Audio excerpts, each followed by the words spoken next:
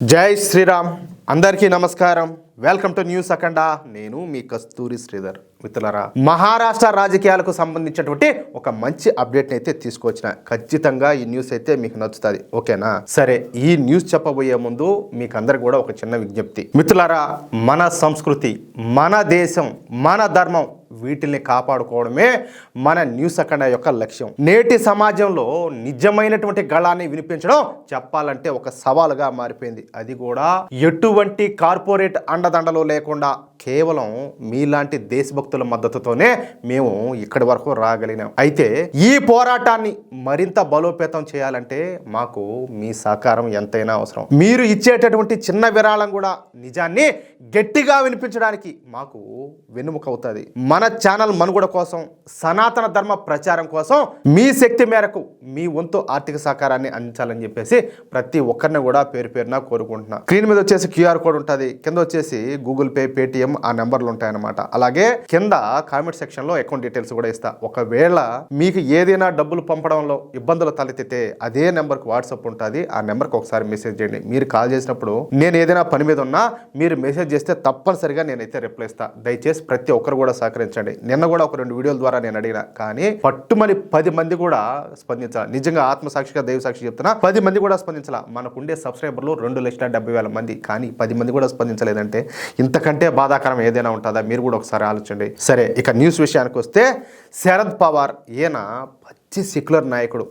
ఇప్పుడంటే పెద్దవాడైపోయినాడు, కానీ 10 ఏళ్ల క్రితం వరకు ఈయన చేసిన పనులు, చేసే వ్యాపారాలు, దిక్కుమాలినటువంటి రాజకీయాలు అన్నీ నీగావు. ఈ శరద్ పవార్కు దాదాపుగా ఒక 88 ఏళ్ళ వయసు ఉంటుంది. అంటే ఆల్మోస్ట్ సెంచరీకి దగ్గరలో ఉన్నాడు. అందుకే ఆయన్ను నేను తిట్టలేకపోతున్నాను, ఎందుకంటే ఆ వయసు కన్నా ఒకరు విలువయాలి కదా. కానీ ఈయన గారు ఒకప్పుడు చేసినటువంటి పనులు మాత్రం ఏ మాత్రం క్షమించగలిగినట్టు అయితే కాదు. అంత పనికిమాలిన పనులు, అంత దుర్మార్గమైన పనులు అనమాట. ముంబై నగరంలో కనీసం 1% ఆస్తులు ఈ శరద్ పవార్కే చెందినట్టు అయితే ఉంటాయి. చెరకు, అలాగే ఉల్లిపాయలు, పంచదార వంటి ఉత్పత్తులపైన ఇప్పటికి కూడా శరద్ పవార్దే ఆధిపత్యంగా ఉంటుంది. మన మోడీ ప్రభుత్వం వచ్చి 11 సంవత్సరాలు అయినప్పటికీ కొన్ని వ్యవసాయ ఉత్పత్తులపైన ఈ శరద్ పవార్దే ఆధిపత్యం అయితే ఉన్నది. ఆయన ఎంత రేటు చెబితే డీలర్లో అంత రేటుకి అయితే అమ్ముతారన్నమాట. అంటే సిండికేట్ అని ఏదో అట్లా చెప్తా ఉంటారు కదా, ఆ విధంగానమాట. ఇక ఈయన గారికి మాఫియా డాన్ అని చెప్పుకు తిరిగేటటువంటి దావుద్ ఇబ్రహీంతో కూడా నేరుగా సంబంధాలు ఉన్నాయి. ఇప్పుడు కాదు, ఒకప్పుడు అన్నమాట. ఈ దావుద్ ఇబ్రహీం కోసం ఈ శరద్ పవార్ అనేక దిక్కుమాలినటువంటి పనులే చేసినాడు. ఇక్కడ మీకు ఒక విషయం చెప్పాలా, ఇప్పుడంటే ఎవరికి పెద్దగా తెలియదు, కానీ 2014 ముందు వరకు దావుద్ ఇబ్రహీంతో సంబంధాలను కలిగి ఉండడం అంటే ఆ విషయాన్ని మన దేశంలో ఏదో చాలా గొప్పగా చూస్తూ ఉన్నారన్నమాట. ఎందుకంటే అప్పుడు ఉన్నది ఈ కాంగ్రెస్ గవర్నమెంట్ కదా, వాళ్ళంతా కూడా అయితే ఎందుకులే, నేను అన్నోడితే ఏం చెప్పాలి, మీ తెలియదే ఉన్నది. అంతా ఇలాంటి వాళ్ళతో బాగా లాలూచి వ్యాపారాలు, సంబంధాలు అన్నీ కూడా బాగా పెట్టుకుంటా ఉన్నారు. సరే, ఎవరికైతే ఈ దావుద్ ఇబ్రహీంతో సంబంధాలు ఉంటాయో చెప్పాలంటే ఆ వ్యక్తిని ఒక వివిఐపి లాగా చూస్తూ ఉన్నారనమాట. అంటే మన మీడియా, అలాగే మన సోకాళ్ళ మేధావులు, మన సెక్యులర్ పార్టీలు, అలాగే కుటుంబ పార్టీలు కలిసి అలాంటి పరిస్థితిని అయితే సృష్టించినాయి. కాదులే, నేనేదో మాఫియా డాన్ అని చెప్పేసి చెప్పుకొని తిరిగే ఒక గాలి మోడం ఓపెన్ ఏంది, వాడిని ఏదో పెద్ద హీరో అని చేసేది ఏంది, వాడు ఏదో పెద్ద తోపుగాడు అన్నట్టు, వాడు ఏదో పెద్ద డాన్ అన్నట్టు వాడిని నెత్తిన పెట్టుకొని ఊరేగడం ఏంది, ఆ పార్టీలు ఏంది ఆ స్వామి ఎదవ సంతానో. ఇక ఎప్పుడైతే మన నరేంద్ర మోడీ ప్రభుత్వం వచ్చిందో అప్పటి నుంచి పరిస్థితులన్నీ కూడా పూర్తిగా మారిపోయినాయి. మోడీ ప్రభుత్వం వచ్చిన తర్వాత దావుద్ ఇబ్రహీం గాడే ఉచ్చ పోసుకుంటున్నాడు. చెప్పాలంటే 40 మంది బాడీ గార్డులతో నెలకు ఒక ఇల్లు మారుతా చెప్పాలంటే జీవోత్సవం లాగా బతుకుతున్నాడు. ఇక్కడ మీకు ఇంకా ఒక విషయం చెప్పాలా, నేను ఈ మధ్యన ట్విట్టర్లో చూసిన, మన దేశంలో మోడీ ప్రభుత్వం వచ్చాక ఈ దావుద్ ఇబ్రహీం గాడు మొహానికి ఇది ప్లాస్టిక్ సర్జరీ చేయించుకుంటారు కదా, ఆ విధంగా ప్లాస్టిక్ సర్జరీ చేయించుకొని మొహం మార్చుకొని బతుకుతున్నాడంట. అంటే భయం అన్నమాట. అందుకే వీడు మన రాకుమార్లకు అయితే దొరకడం లే. అది క్లుప్తంగా ఈ శరద్ పవార్ హిస్టరీ అన్నమాట. అలాగే ఈ శరద్ పవార్కు అలాగే ఈ దావుద్ ఇబ్రహీం గాడికి మధ్య ఉన్నటువంటి సంబంధం. ఇక మమతా బేగం అలియాస్ మమతా ఖాన్ అలియాస్ మమతా బెనర్జీ గురించి మీకు నేను ప్రత్యేకంగా చెప్పాల్సిన అవసరం అయితే లేదు. రాక్షస అవతారంలో పుట్టాల్సినటువంటి మమతా బేగం పొరపాటున హిందువుగా పుట్టింది. మీకు తెలుసో తెలీదో, చివరకు రాక్షసులు కూడా తమ జాతిని రక్షించుకోవటానికి ప్రాణత్యాగాలు చేశారు. మనం ఎన్ని పురాణాల్లో మనం చదవలా, వినలా, చూడలా. ఎంతోమంది రాక్షసులు వాళ్ళ రాక్షస జాతి కోసం బతికినారు. కానీ ఈ దరిద్రపు గుట్ట మొహాన్ని మాత్రం సొంత పశ్చిమ బెంగాల్ పౌరులను కాదని చెప్పి బంగ్లాదేశ్లో ఉండేటటువంటి మియా ముస్లింలకు పెద్దపేట అయితే వేస్తుంది. సొంత జాతిని కూడా రెండో తరగతి పౌరులుగా ట్రీట్ చేస్తుంది. సరే, ఇలాంటి నిష్ఠ దరిద్రానికి ఇప్పుడు ఒక మంచి అవకాశం అయితే దొరికిందనమాట. ఎందుకు అదేంటయ్యా అంటే, మొన్న 3 రోజుల కింద శరద్ పవార్ అన్నగారైనటువంటి అనంతరావు పవార్ కుమారుడు ఎవరు అజిత్ పవార్ గారు దురదృష్టవశాత్తు విమాన ప్రమాదంలో చనిపోయినారు. అంతే, ఈ న్యూస్ మీడియాలో వచ్చిన వెంటనే ఈ మమతా బేగం అయితే లేచి అబ్బా పండగ చేసుకునేది. అట్టే కారణం కూడా ఉండదు, ఎందుకనేది కూడా చెప్తా. ఇక ఈ మమతా బేగం వెంటనే బయటకు వచ్చి బారామతిలో జరిగినటువంటి ఈ విమాన ప్రమాదం వెనక ఏదైనా రాజకీయ కుట్ర ఉండి ఉండొచ్చు అని చెప్పేసి ఈ మమతా బేగం అనుమానం అయితే వ్యక్తం చేసిందనమాట. ఏమాట అందరూ ఈవిడ గారు నెట్టే ఉంటారా ఎట్లా శవ రాజకీయాలు చేసేదానికి?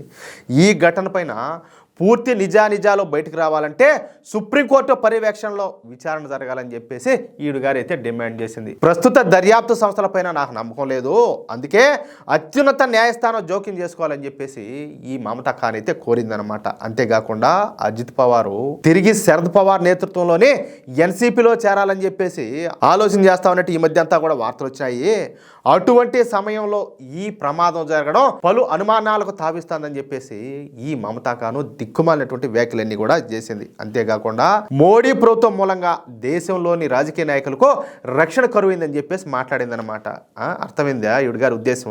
బా నిజంగా దండవనాయన స్వామి, ఇదో భావ ప్రకటన స్వేచ్ఛ ఇదంతా కూడా ఎక్కువైపోయి వీళ్ళు ఇష్టప్రకారం మాట్లాడుతున్నారు. కానీ మామూలుగా అయితే వీళ్ళ బతకని చెప్పనైతే కాదు. అంత చెడ్డ పురుగులకి దేశానికి అంటే అజిత్ పవార్ చనిపోయిన గంటకల్లా శవ రాజకీయాలు మొదలుపెట్టింది ఈ మమతా బేగం. సరే, శరద్ పవార్ ఇందాక చెప్పినట్టు అనేక తప్పులు అయితే చేసి ఉండొచ్చు, కానీ ఇప్పుడు ఒకటేంటంటే వయసు పెరగడం, ఇంకోటి ఏంటంటే ఆల్రెడీ మరణానికి అయితే దగ్గర అవుతాడు. ఎందుకంటే వయసు పెరిగిపోయింది కదా, వృద్ధాప్యం వచ్చేసింది. అందువల్ల ఈ మధ్యన శరద్ పవార్ కొంచెం అయితే మారినట్టు కనపడతాడు, ముందున్నట్టుగా లేదు, కొంచెం కూల్గానే ఉన్నాడనమాట. దేశానికి ఏదైనా మంచి చేయాలని చెప్పేసి భావిస్తా ఉన్నట్టు కనపడుతున్నాడు. అందుకే గత కొంతకాలంగా ఇండి కూటమితోనూ అలాగే కాంగ్రెస్ పార్టీతోనూ అంటి ముట్టనట్టు వ్యవహరిస్తున్నాడు. అంతేకాకుండా పరోక్షంగా మోడీ ప్రభుత్వం తీసుకుంటున్నటువంటి నిర్ణయాలను కూడా సమర్థిస్తున్నాడు. అలాంటి శరద్ పవార్కు ఈ మమతా బేగం చేస్తున్నటువంటి రాజకీయాలు ఏ మాత్రం కూడా నచ్చల, పైగా అతనికి అసహ్యం పుట్టించినాయంట. అంతే, ఇక వెంటనే శరద్ పవార్ మాట్లాడతా దయచేసి ఎవరు కూడా శవ రాజకీయాలు అయితే చేయొద్దు, విమాన దుర్ఘటన పూర్తిగా ప్రమాదమే, దీన్ని రాజకీయం చేయొద్దని చెప్పేసి ఆయన అందరినీ కూడా కోరినాడు. విమాన ప్రమాదం పైన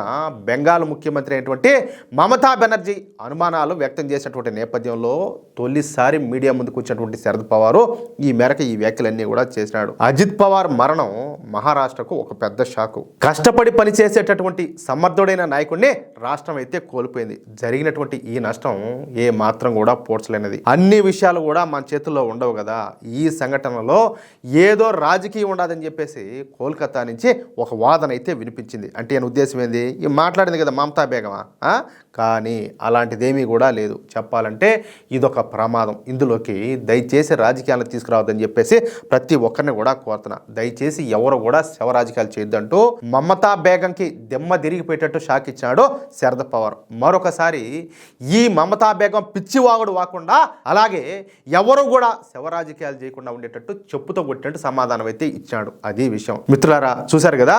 మరి శరద్ పవార్ గారు మమతా బెనర్జీకి ఇచ్చినటువంటి ఈ కౌంటర్ గురించి మీరేమనుకుంటున్నారు? ఖచ్చితంగా కింద కామెంట్ సెక్షన్లో తప్పకుండా తెలియజేయండి. ఇక్కడ ఇంకొక విషయం ఏంటంటే, నిజాలను నిర్భయంగా మీ ముందుకు తీసుకురావడమే మా ప్రయత్నం. దేశ రాజకీయాల్లో జరుగుతున్నటువంటి ఇలాంటి ఆసక్తికరమైనటువంటి విషయాలను మీరు మిస్ కాకూడదంటే వెంటనే మన న్యూస్ అఖండ ఛానల్ని సబ్స్క్రైబ్ చేసి సపోర్ట్ చేయండి. అలాగే ఈ వీడియో నచ్చితే లైక్ చేయండి, తప్పనిసరిగా మీ మిత్రులకు షేర్ చేయండి.